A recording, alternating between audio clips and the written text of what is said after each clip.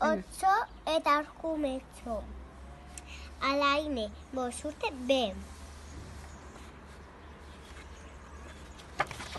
Bazen behin arkumetxo eta otso bat.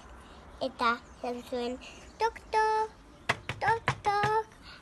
Sar naiteken, esan zuen, jaja, bai, sartu arkumetxo.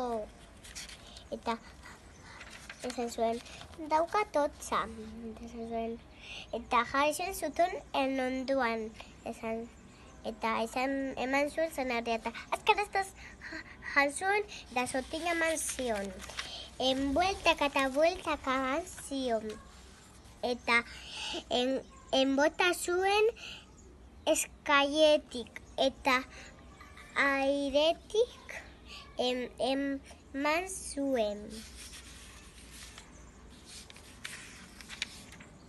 Eta musu bat eman zion, eta esan zuen, joan hemetik.